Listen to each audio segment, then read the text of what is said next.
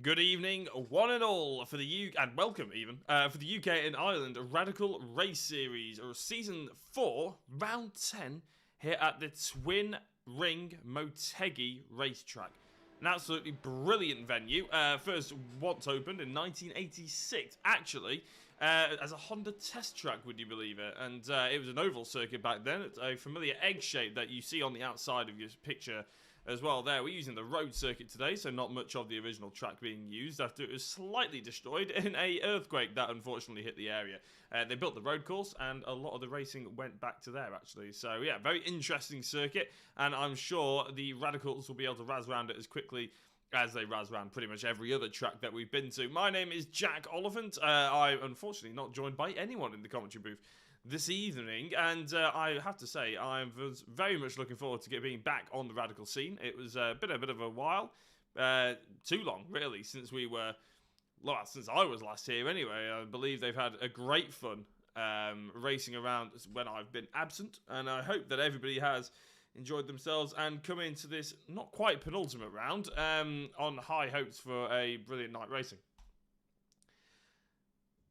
Looking at the timing, we've got about 17 drivers here joining us this evening, one of which is Martina Ward, and I am loving the livery. I caught this livery a little earlier on while I was searching through the drivers in practice, and just have a look at that one. The purple, black, almost spiderweb feature at the front end of it. If I was Spider-Man, that's exactly what I would have as my costume, to be honest. It looks absolutely awesome. We've got another couple of drivers, Paul Crabb as well. We're currently in lone qualifying, 10 minutes of lone qualifying, but Paul Crabb actually goes back to the pit lane. Clearly a little bit camera shy maybe, or he's just ruined his tyres a little bit. It's actually quite crucial that if he has ruined the tyres or span or done anything not quite right, maybe not got quite the right setup, that he actually gets back on his outlap, because otherwise he'll be wasting one of his precious flying laps, because although it says 10 minutes at the top of the screen, it's actually only 3 laps. You get an outlap, 2 flying laps, and that is it. You are pretty much done and dusted. You can't set any more time. So whether that takes you the full 10 minutes or whether it takes you 5 minutes, you are basically just going to be sat there for the next 5 minutes until everybody else finishes their go. So might as well take your time. And as soon as you start a flying lap, if you then come in, then the flying lap still counts. And your next outlap, oh, crikey Moses, and Paul Crabb, that's not what you need to do. He'll be hoping to get back in. I'm hoping these aren't counting, because if it is, then Paul Crabb won't actually have any lap times on the board. Paul LeMay here in the number 27 machine. A couple of purple sectors, but obviously we're just waiting for everybody to get going, really, and get into the rhythm of things. So while we're waiting, why don't we have a little brief look at the championship? We can't bring it for you on screen, but what we can do is tell you that Simon Edwards is leading the way by well over 100 points. And considering he's only got, well, I say he's got 329 points. He's easily beating the next best driver, which is John Mccutchenson. And the main reason for that, potentially, is the fact that John Mccutchenson, after a strong start, it seems that when I've started being absent, he has been absent as well. I'm sure they're completely unrelated, but it is a bit of a shame for John, which means he's only been in 6 of the 9 races that have been conducted so far, winning 3 of them. He's won 50% of the races that he's actually entered, keeping him in second place at 225 points, so a full 104 points behind Simon Edwards. The next gap is nowhere near that big. It is just down to a measly 3 points between Mike Busson and John Mccutchenson. Paul Crabb is in 4th place, and the top 5 rounded out by Martin Booker. Dominic Lang-Webb in 6th, 7th, Paul LeMay, Graham Brown in 8th, 9th is Richard Brown, and Paul Clark round out the top 10. You have to look all the way down to 15th place, to be honest, to find Dan Webster. And the reason why I bring Dan Webster up is because there are only 2 drivers. I'm just having a look and see if Dan Webster's actually here tonight. So we're seeing a few drivers crossing the line now, which is I don't think it's going to be the case. We're going to go on board with Simon Edwards, though.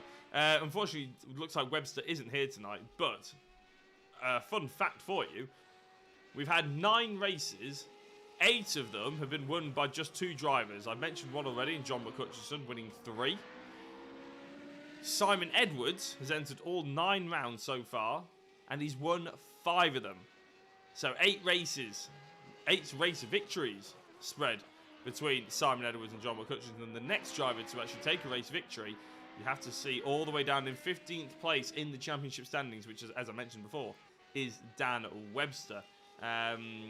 So a bit unusual that really, but a lot of the race wins going to Simon Edwards' way, who were on board with it. He's got pole position under his belt for the moment. As I said, we have roughly estimating 17 drivers. We've only got 11 put out on the board so far, which means a lot of drivers who, pretty much everyone has completed at least one lap, which means we've had some lap times that have been invalid, but we are seeing a few more jump onto the board as we speak. Phil Jocelyn, there we go, about to go into 8th position. Very nicely sort of gapped out there, though, these cars. They're very close together. Paul LeMay, Simon Edwards, especially. Then you have got a bit of a gap, to be honest. Paul Clark, full 8/10 down, but looking like there's going to be an improvement. Speaking of improvement, Simon Edwards is putting in purple sectors here, and with only about 20% of the lap to go, we'll be hoping to really put the pressure on everybody else and start thinking that maybe they don't have a shot at this pole, because it is going to be Simon Edwards. He was very quick in practice, the quickest in fact, but Michael LeMay does pip him for the time being. And to be fair, actually, every purple sector Simon Edwards has had, Michael LeMay has equalled it on the other sectors. So let's have a look as Simon goes across the line. And there we go, pole position by 0.6 of a second. I was guessing that was going to be the case. Simon Edwards, purple sector 1, purple sector 3, and purple sector 6. Michael LeMay, purple sector 2, and purple sector 4. So those two drivers certainly at the moment class of the field as it stands.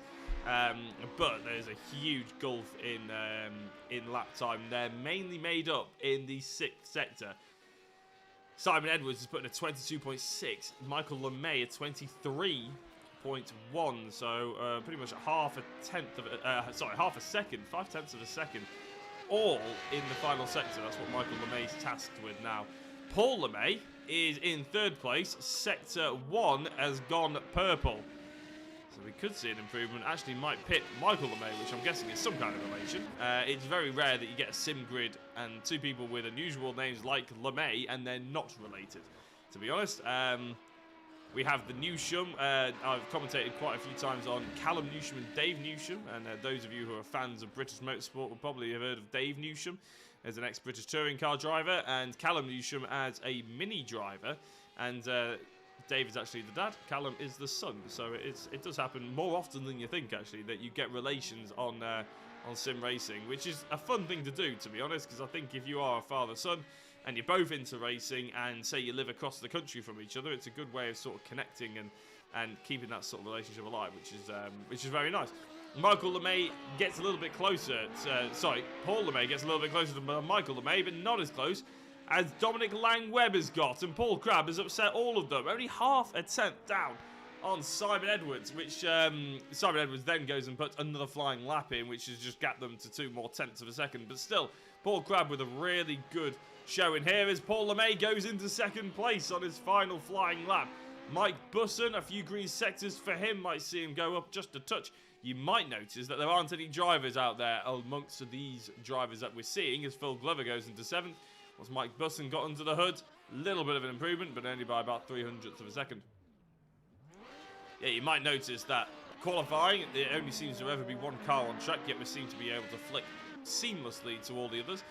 Mainly because this is lone qualifying. One of the advantages of being a simulator is the fact that we can program iRacing to just give you a full free track, yet everybody is doing their sessions all at the same time. So you don't have to worry about traffic, you don't have to worry about getting in people's way if you're slightly slower, but you also don't get the advantage of slipstreaming, and it keeps everything just a little bit more fair. Slightly less tactics. Some people like lone qualifying, some people like it to be a bit more realistic, but I think if the consensus is you want lone qualifying, then I think the sim is the perfect place to do it. Paul Crabb in 3rd place, gets a little bit closer to Paul LeMay, it has to be said, so the two Pauls doing a brilliant job at the front end of the field. Paul LeMay especially really close to Simon Edwards there. I think Simon, who probably thought he had a little bit more of a leeway than actually he's getting here. In practice he was 0.2 of a second clear, and it seems in qualifying he's 0.2, but what can Paul Crabb do out the final corner? It's not an improvement by him. It's unfortunately, it's in fact 0.3 off of his best time. So it looks like what you see on the left-hand side is going to be your grid. Paul Crabb and Richard Brown are still out there. They're still doing laps, even though this is technically not going to count. So you can carry on in qualifying and just keep practicing and going round. But it seems that both drivers are pulling to a stop. And in fact, Richard Brown looks like he's coming into the pit lane. Although I'm not entirely sure if that is where the pit lane is. I think that's just where the public can drive to. But as Richard Brown pulls over, maybe he's looking for a burger van or something like that. He spawns back, and I think that will automatically advance the session, but we only have 8 seconds left anyway, so how's everyone doing in the YouTube chat, shall we say? If you do want to get involved, then please do send us a message. Get involved on the YouTube chat. It can be a little bit lonely when you're commentating on your own, and although we have some brilliant drivers out there looking forward to seeing how they get on, it would still be nice to have a little chat to you guys at home. But before we do that, let's run through the grid. Simon Edwards then on pole position, ahead of Paul LeMay in second, Paul Crabb in third, with Michael LeMay being in fourth, top 5 rounded up by Dominic Lang-Webb. Graham Brown, Phil Glover, Phil Jocelyn, Martina Ward and Mike Busson round out the top 10. Martina Ward doing better than I've ever seen them do in the Radicals, so really, really good job in there in 9th place. Richard Brown and Paul Clark are 11th and 12th. Then you got Dave Kirkman, Jamie Thomas in 13th and 14th, with Dave Dowson 15th, Chris Bassett in 16th, and Martin Booker rounding out the field. And I believe the only driver that didn't actually put a lap time in by the looks of it, for Fungus Turrets Racing.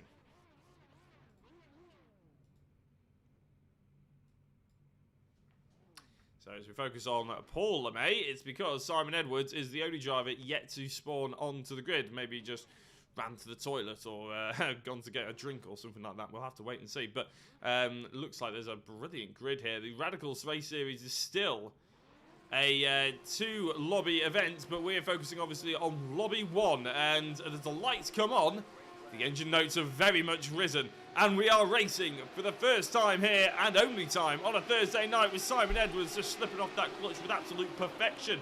Paul Crabb getting ahead of Paul LeMay as well off the line, which is really good showing.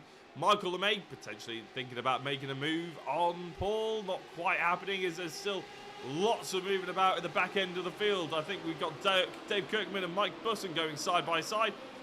Looks like Mike just on the outside is going to have a little bit of a decent run, but still missing the apex. No, he gets back in for the apex. Very nicely done, as Michael LeMay is under a little bit of pressure here from Graham Brown. I thought maybe he was going to push forward on Paul, but actually he's having to look backwards on Graham, and Dominic Lang-Webb as well involved in the action. And I think Dominic Lang-Webb, always one of those drivers that catches the eye, in my opinion. He's always involved in a fight. It doesn't seem to matter what position it's for. He's there having a go. So looking forward to how this one develops, because normally quite a clean racer as well.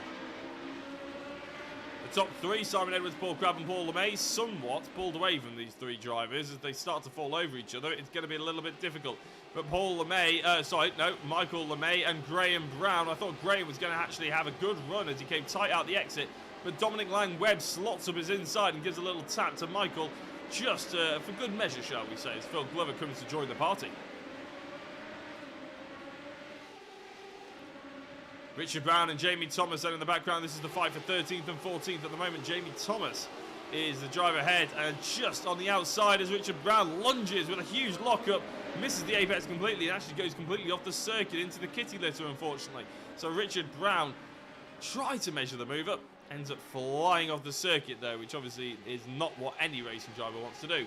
What every racing driver really wants to do is be Simon Edwards in this situation. It looks like a potential race victory is on the cards here, and I think that'll be the 6th of the season. As who is that? It's Graham Brown going flying off on the outside, and Paul Crabb. Paul Crabb on the inside, so it's Graham Brown on the outside, Paul Crabb on the inside, and that's a huge upset for that fight for the top 4 that we were watching before. Just to have a little bit further look forward, it's still Dominic Lang-Webb ahead of Michael LeMay. Was there a little bit of contact? That is what we're going to have to decide. Deduct here. Might take a little while. We're just going to try and find the replay. So this is what happened to Paul Crabb. Has he just lost it? He's just lost it on his own. Absolutely no contact there whatsoever. Paul Crabb just ends up turning the car around and just losing the rear end. Maybe cold tyres. I'd be slightly surprised if it's cold tyres though, and that's just Graham Brown pretty much doing the opposite there. So you had a in Paul Crabb's incident, you had a peak understanding and example of oversteer. In Graham Brown's incident, you had a complete peak understanding of understeer there, just flying off the circuit. So if you ever wanted to give an example of what understeer and oversteer look like, just flip back to that bit on the screen, because in the same corner, these radicals proving that they're quite tricky to handle, because we've had two incidents completely different nature from each other. This is Dave Kirkman trying to chase down Paul Clark, but Mike Busson knocking around the door. Not really close enough to be causing any issues or any headaches, but certainly sort of close enough to be thinking, yeah, I'm here, don't forget about me. Oh, no, there's a huge incident, though, and that's Martina Ward. Oh, no, absolutely gutted as well, because I was very much enjoying seeing Martina do such a good job. But as they're currently on the wrong side of the car, I don't think it's going to be... I can see what they're trying to do. No, they've gone back to the pit lane. I was going to say, I can see what they're trying to do, trying to rock the car somewhat, but this isn't an arcade game. You can't just turn right and the car will automatically lean right. Paul Clark has just disappeared. Paul Clark seems to be out and then back in. I'm trying to figure out what's happening to him. He's just lagging all over the place. There must be a huge lag spike there for Paul Clark as he flies off the road. And if that was anything to do with contact, I don't think we can really blame anybody who actually was involved in that, because when you got lag, when you got a driver who's lagging that badly around you, you're asking for trouble, really. And you just can't see where they are, because they fly in and out of existence. It's almost like they're retarded, so they just zoom in and out and in and out. It's quite disturbing, really, if you are racing very close, especially around somewhere as closely knit and as tight as twin ring Motegi here. Dave Kirkman and Martin Booker getting in side by side on each other. That's Dave Kirkman going... no, it's Martin Booker just about going through. A little bit of contact there, and we're actually going to have a look at what happened to Paul Clark. Unfortunately, because he is, at this point in time, out of existence, at the point that he falls off the circuit, we don't actually get to see what happened to him, because he's just, the cameras can't pick him up because he's not technically there, which is a bit of a shame. And Martina Ward, just hooked at the back end, so had to take avoiding action on the apexes before that, on the chicane leading up to it. But as they came back over to the circuit, unfortunately clipped the dirt on the outside, ended up flipping the car. So Paul Crabb, hopefully the connection issues have sorted themselves out as Dave Dowson just dives behind them. In fact, no, sorry, it wasn't Paul Crabb with the connection issues. I did think that I just got that wrong. It was Paul Clark, wasn't it? My apologies. We had an incident for Mike Busson before. Might have caught the back end of this one, but I think we were looking at Martina Ward at the time and didn't actually quite see how Mike Busson got involved in it. We were looking at that fight, and yeah, that is actually the scenes we saw before, isn't it? So flies into the side of Martina, which is a bit of a shame to sort of finish that close battle so early on. Simon Edwards has checked out, by the way, a 3.5 second lead ahead of Paul LeMay and Dominic Lang-Webb, who's currently got himself onto another podium position.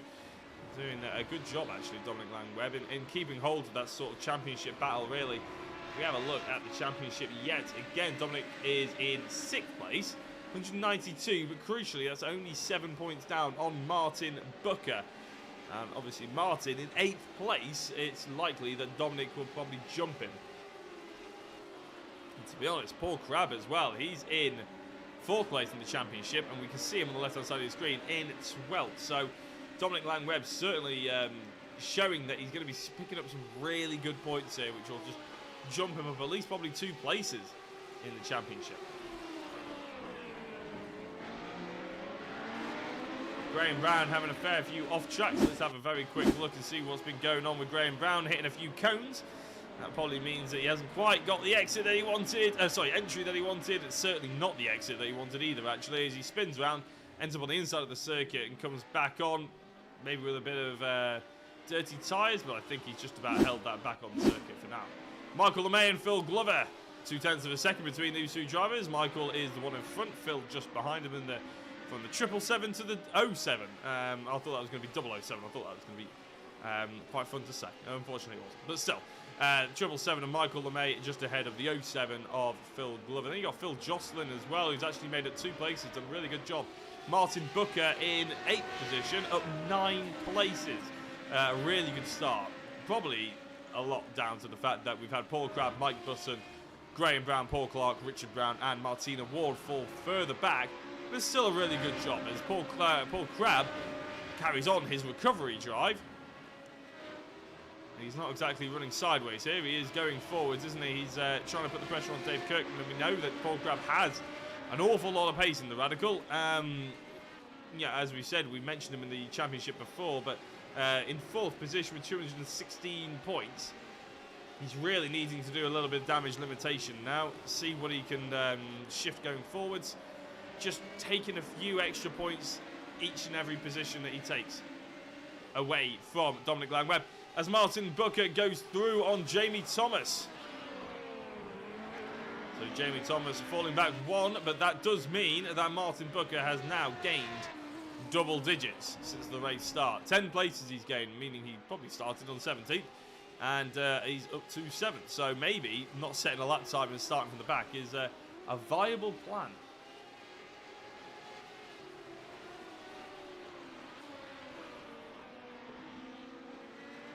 Mark Langford in the YouTube chat is giving a big hello to Mark's mum. Sorry, not Mark's mum, Dave's mum.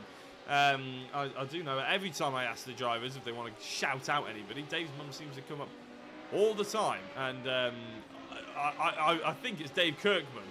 I think it's Dave Kirkman that gets a big shout out each and every time. Virtually motorsport.com there is the team name. I'm not entirely sure. I could be completely wrong. Please do let me know, Mark, in the YouTube chat.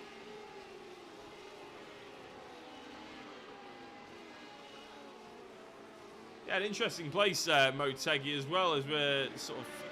Let's flip back to see what comes of the Michael LeMay and Phil Glover fight. But, yeah, Motegi, an interesting little circuit, to be honest. It was built primarily by Honda to try and... It was the egg-shaped oval, bit of an odd-shaped oval, to be honest. It was built primarily to test new Honda cars and show them off to customers and press and... basically the world, but it took an awfully long time to build, and they actually got it built in 1986, but it wasn't until 1998 they actually got any racing here, so a full 12 years after, and to be honest, that was still on the oval circuit. We didn't have the road course. As I mentioned at the start of the stream, the road course really only came into fruition because there was quite a bad earthquake that hit the stadium. And that meant that a lot of the facilities were damaged.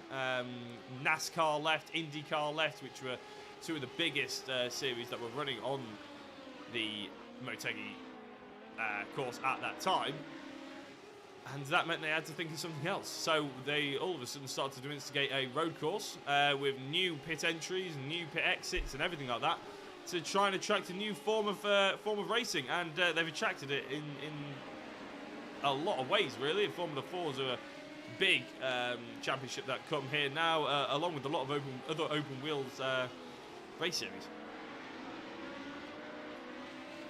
Paul Crabb gets through another one. He's not only in the top 10, he's now in the top 9, ahead of Chris Bassett, Graham Brown and Dave Kirkman were the 2 drivers that we were focusing on just then, as I saw Paul Crabb going through on Bassett.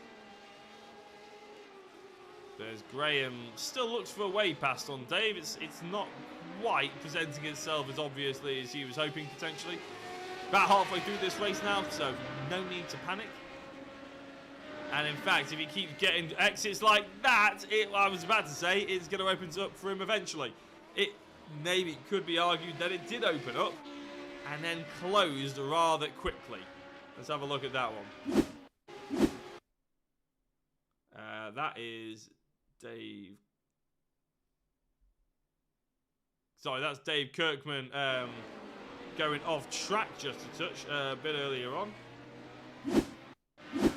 I believe this is what we're looking for. So, I mean, from that angle, it looks like there's a gap, and you can see, I think it's Brown just smashes the brakes on as he was coming towards the other car. We'll have to have another quick look at that one. But if we have a look at Graham Brown and his onboard, it's not the best. I think the door was closed a little bit there on Graham Brown. Potentially, he was on his racing line. He didn't move. He was just going forward. Dave Kirkman comes across him a little bit, but I suppose there's stewards for a reason. I won't comment too much more on that one. Paul LeMay in third. Means he's been overtaken by Dominic Lang-Webb. And here comes Michael LeMay on Paul LeMay as well. Dominic Lang-Webb is checked off up the field. And I believe, has there been... Yeah, Paul LeMay has had an incident.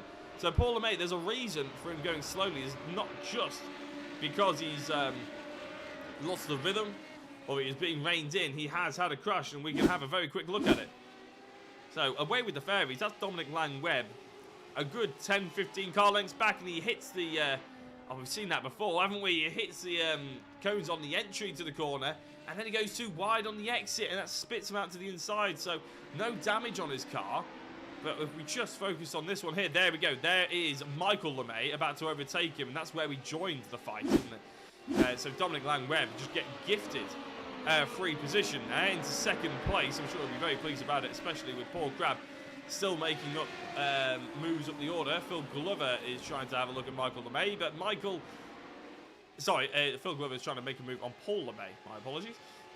But Paul, we know, does have really good pace around here, and he's shown that throughout the entirety of the race. He's made one mistake, very costly mistake, I will grant you, but only one mistake.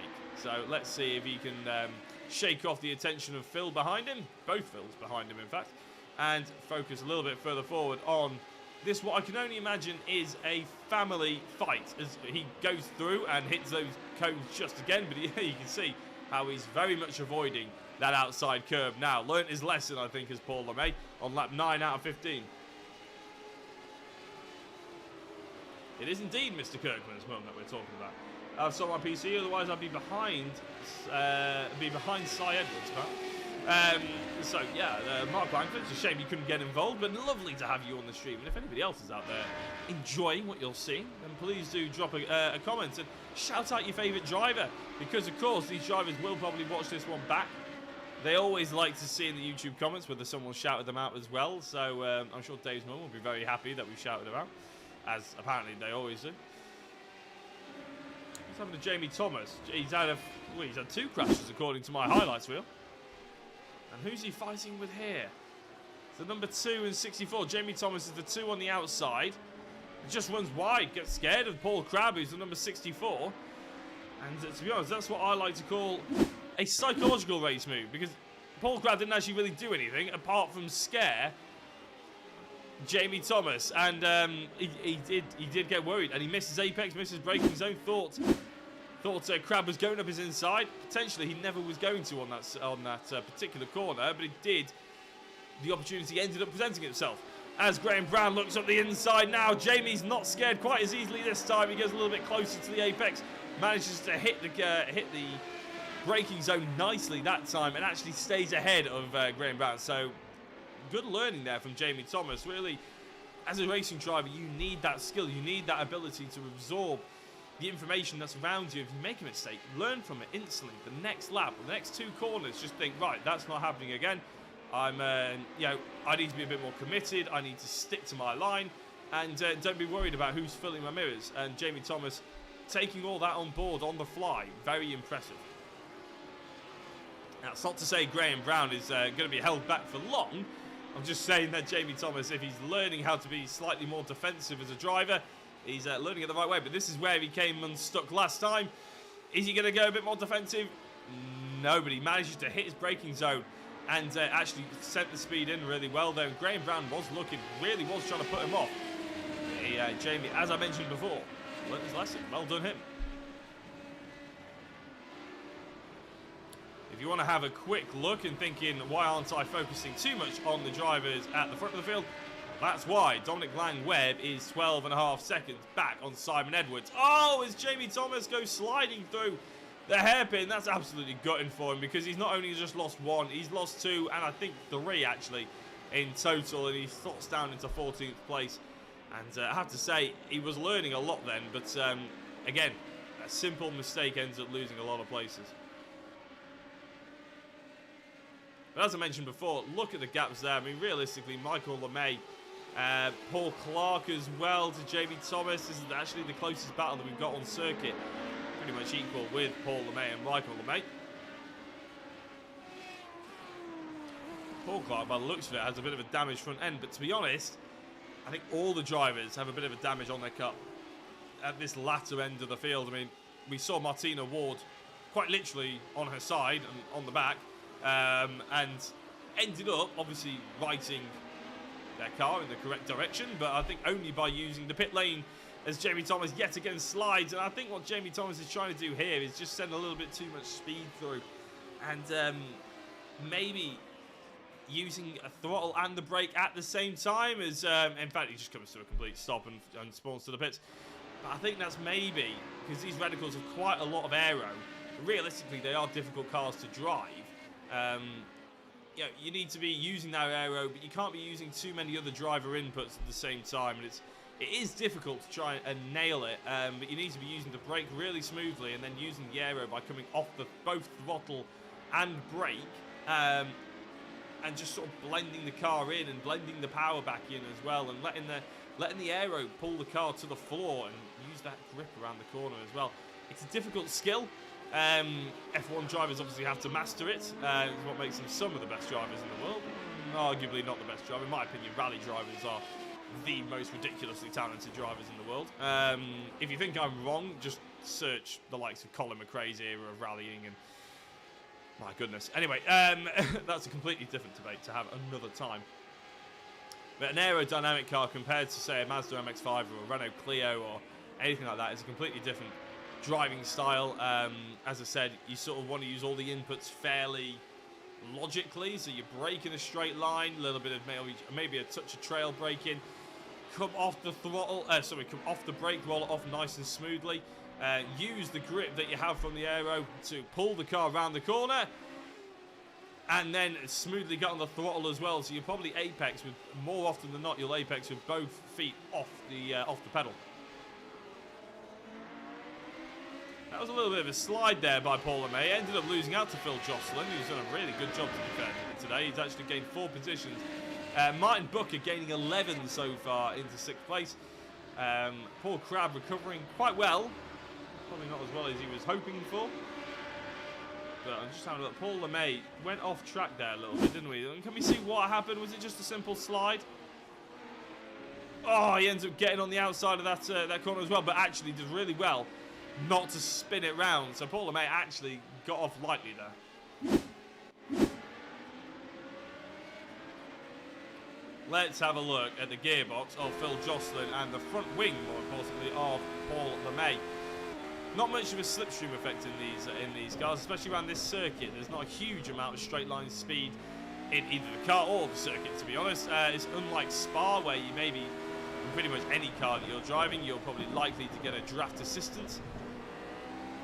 I'll tell you what, this is a fantastic angle to be seeing as we're traveling. I feel like I'm traveling backwards on a train. It's actually making me feel a little bit nauseous.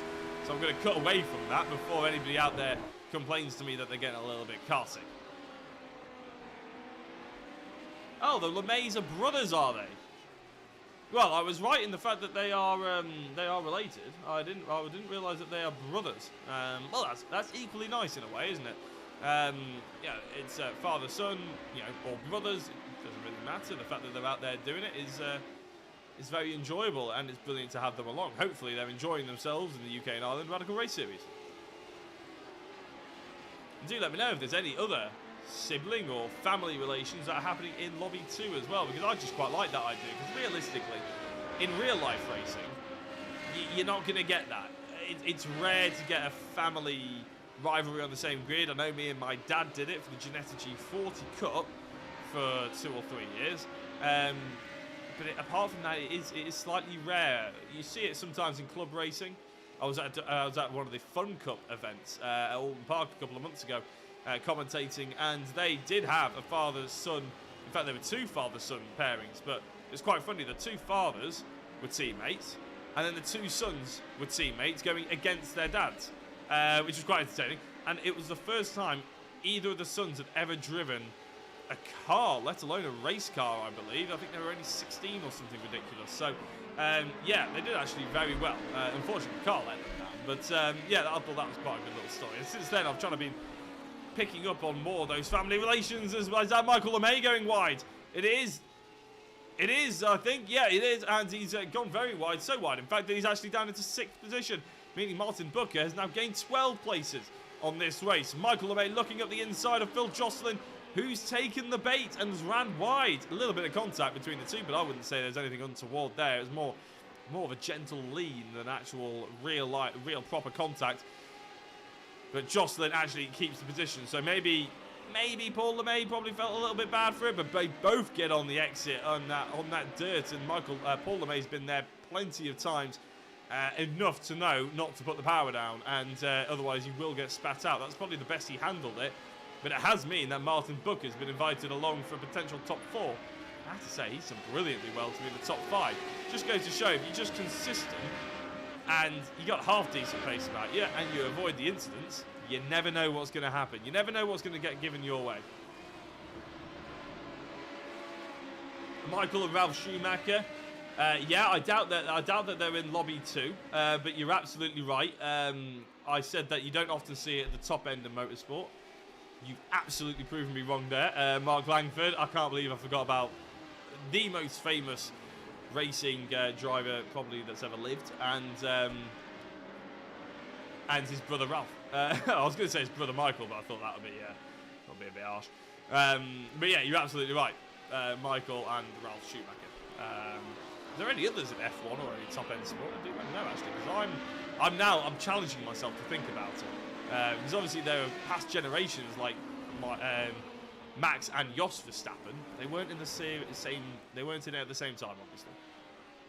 Phil Jocelyn's under real pressure anyway as we go on to the final lap of the race. Simon Edwards has started it. And obviously it's about half a lap ahead, so we will cut to him as soon as we can.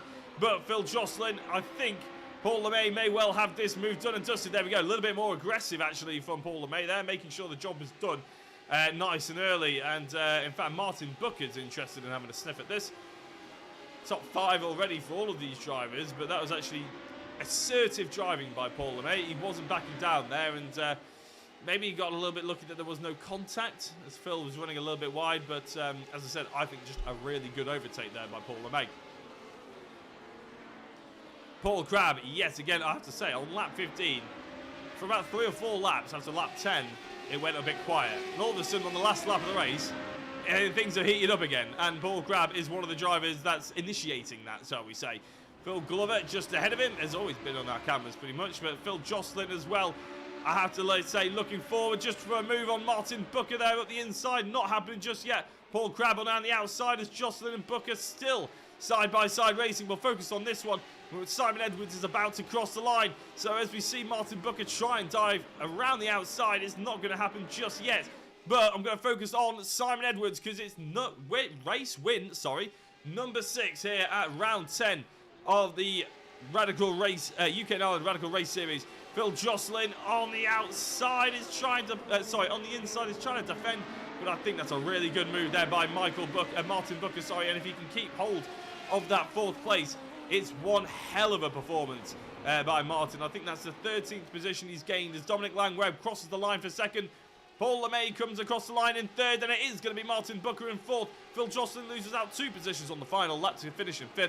Phil Glover and Michael LeMay in 6th and 7th, with Paul Crabb recovering to 8th. Chris Bassett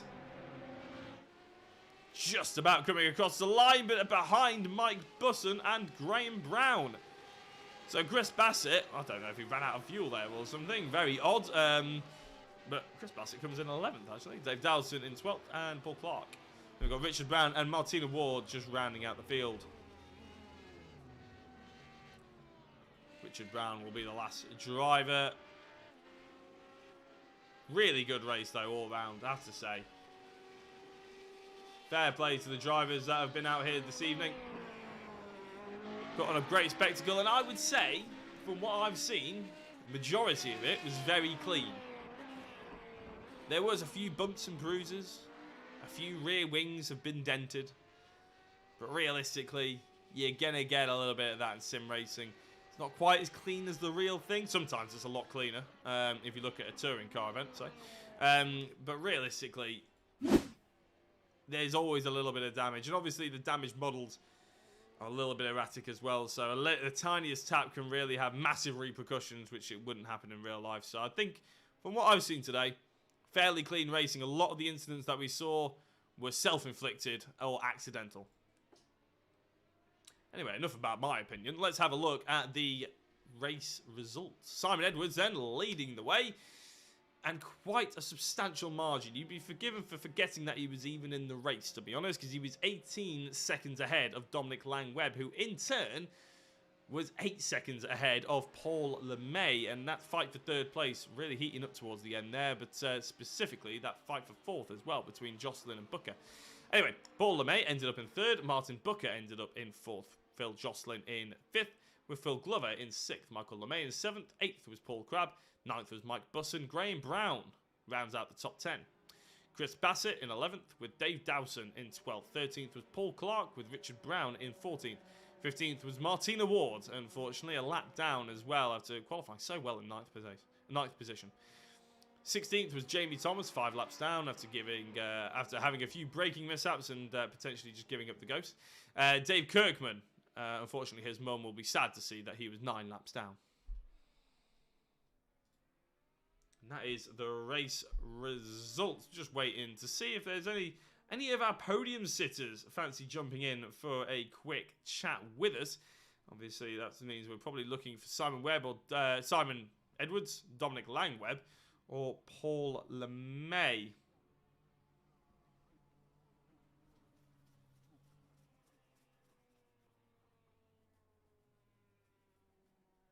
You can see that one or two of them were in the lobby having a chat to the other drivers, but they have seemed to have disappeared just a touch. So it's a shame, really, that we don't get to see an updated driver championship straight away. To be honest, I think they have to be manually inputted. Yeah, they do. They have to be manually inputted into the website. But I have to say, if anybody out there is actually looking to get more information on the Radical Race Series, then the website is done pretty well. Very, very informative, very easy to navigate as well. You can see the schedule, some bios of the drivers, even sign up to the league as well. So I believe it was Martina Ward, I want to say, did the website. And yeah, very easy to navigate and see the standings as well.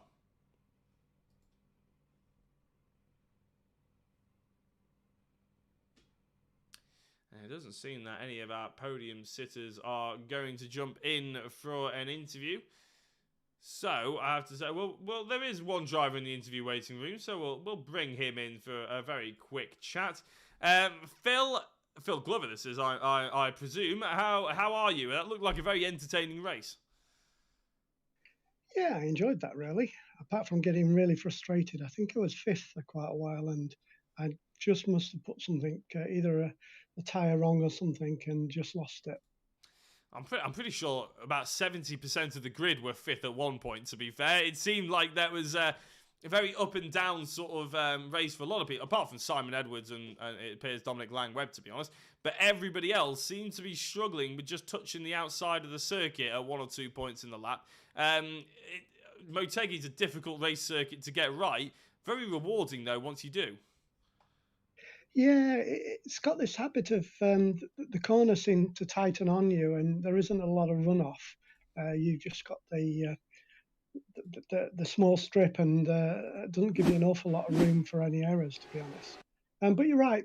Once you get the hang of it, it's quite rewarding. Although it seems to be quite technical, and most of us were running a very low downforce setup, so it would catch you out if you weren't careful. I can imagine. So, yeah, it's a very quick circuit at the end of the day, isn't it? And really, I suppose the last question is, I hope you very much enjoyed it, because obviously I haven't been around for the past couple of weeks. Phil, I'm guessing it's been, this series looks like it's been evolving, and in fact, the driver retention has been really high as well. It must be, it must have been enjoyable to keep everybody so interested. Yeah, and I guess now we've got two groups, haven't we? So I think we're doing really well to attract people into the Radical. It's not a hard car to drive. Sorry, it's a hard car to drive. But the guys on this channel are so helpful. I mean, people like Simon, always willing to give you a few tips, etc. Yeah, so yeah, I really enjoyed it. Oh, good stuff. And speaking of Simon, we're actually going to go and have a quick chat to him. But before we let you go, Phil, is there anybody you'd like to give a shout out to? I don't think Chris was racing tonight, but Chris, who puts a lot of time and effort into making this all run smoothly, along with a number of other people as well. So yeah, definitely then, and of course Dave's mum. Of course, Dave's mum. Yeah, exactly. Thank you very much, Phil. We'll catch up to you another week. Yeah, take care, guys. And that was Phil Glover. Now I'm going to bring in our race victor, Simon Brown Trousers Edwards, apparently. Simon, congratulations. I tell you what, there's a fairly convincing win, and then there's that one, isn't there? Yeah, I'm sorry. Well, I don't think we saw you, to be honest. I didn't expect it. I was going to say, I don't think we saw you, apart from, I'm actually showing it on the screen now, the race start. After that, you pretty much checked out, didn't you? In qualifying and in practice, though, there was only about 0.2 of a second in it. And then after that, though, once you get into the race, your race pace really took you away.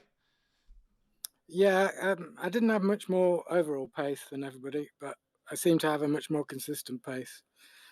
And as long as I could get them out my draft, which Paul kindly did on his own, yes, then I felt I could go away from them. But I didn't think I was going to go away from them that quickly. No, well, the end gap, as you probably know, because you probably had time to log off and actually check the gap, was 18 seconds, to be honest, by the time they actually finished the race, which is, as I said, I think the biggest winning margin I've seen here at the Radical Race Series. Anyway, obviously your championship, there's no real championship rival for you, because you were going into this round, you were 104 points ahead of John Mccutchenson, who didn't turn up tonight. So you're going to be extending that gap to the next driver. Realistically, you must be thinking you got one hand on the trophy. We've only got 2 more rounds to go, and you've got 6 wins out of 10. Yeah, I didn't expect that. But yeah, it is down to John being intermittently here, and Dan's been having work issues, just making him so that he's late for the races, so he's not been joining. But so I've been lucky with who's been here and who isn't. I'm sure if John and Dan had been here and Paul hadn't spun, it would have been a fight for the win. But I'll take that. Well, I was going to say, you would take it every day of the week, wouldn't you? Were you a bit nervous then? Because obviously you mentioned that Paul was around you and you didn't have more ultimate pace in the car. Were you a bit nervous then as you were sat on the grid, with knowing how close realistically it was looking after qualifying? I was a bit nervous about T1 because everybody does T1, T2 differently. Okay. And I definitely do T1, T2 on a really tight line. And that can catch people out from behind sometimes, because sometimes people come in wider and faster and then slow down more for the second, whereas I do it more as one corner, using both apexes. So I was a little bit worried if anybody was really close behind me, but I got away from the line with plenty of space, so I wasn't worried about that once I started moving. But yeah, I think I'm probably quick here because I'm quick in Phillip Island. I feel the similar tracks. The flat curbs. You're not too wrong, to be fair, I think. Flat curbs, lots of squared corners, really. Phillip Island, you're heating the tyres up more, so you're wearing the tyres more. Whereas here, I felt more confident in pushing all the way through. So yeah, but yeah, I feel the reason I was fast at Phillip Island is the reason I'm fast here. Well, we stay in the land of the rising sun because obviously next week we're at Okayama. Now, quite a commonly used racetrack in iRacing is Okayama. What are your thoughts on that one then, as we look slightly forward? If I could hack into iRacing and delete it. Oh, really? Yeah, it just doesn't click with me. That's interesting. It's just basically hairpins, really, at the end of the day, isn't it? So it's yeah. So yeah, that's it. So that's the only interesting corner I feel in the whole track is that banked hairpin. Yeah, very true. Yeah. So and I get frustrated with the last two corners. I always feel I can do them better, and I just get more and more frustrated. So I'm not a big fan. I know lots of people love Okayama though. Well, I was So- going to say, I was about to say, it might open up the championship a little bit, but I don't think there is any way the championship can now be opened up. So we'll look forward to probably speaking to you next time anyway. I'm not sure on the points breakdown, but there may be a chance that you can obviously be confirmed champion next week. So we'll be talking to you whether you hate the circuit or not, I imagine. Congratulations on the race victory again. Is there anybody you'd like to give a shout out to before we let you go, Simon? I'm going to give a shout out to you guys today, I think, and to Chris and Dom who run the championship. I know that we've had less and less drivers, but it is towards the end of the season, and particularly this track. I'm not sure people consider it a road track. They keep thinking it's an oval track, so I don't think a lot of people buy it. So, but it's actually a reasonable track. So I was going to say, it's one of I'll the give a less shout commonly out used, to isn't it? yeah. So yeah, I'll give a shout out to Chris and Dom. You know, don't get too disheartened with the dwindling drivers towards the end of the season. Yeah, well, I mean, thank you very much for our shout out as well, Simon. It's been a pleasure commentating on you this week, and we'll be back next week, obviously, where we'll probably be having a chat to you again. Yeah, where I've spun off somewhere and I'm crying. Yeah. Well, it'll be an entertaining interview for the viewers at home, won't it? Thank you very much, Simon. Thank you. And that was Simon Edwards, and that's all she wrote for the drivers coming in for an interview. So I think it's about that time we probably saw out the evening. I'm just trying to get that back up. Oh no! Ah! Well, iRacing seems to have had a fit, so I'll probably do the sign off now until it pops back into life. I think it's because we've been on the server for too long and it's closed itself down. My name has been Jack Oliphant. It's been an absolute pleasure hosting you for this evening. If you've enjoyed what you've been watching for the UK&I and Radical Race series, then please do like and subscribe on the ASR channel. It does help us an awful lot, and obviously it helps the UK&I and Radical Race series pick up as well. So I'm sure sort of sign-ups will be available to sign up for next season as well, which we want to try and drive as many people towards it in, pardon the pun. We'll see you next week, next Thursday, same time, same place, same race series as well. Good night.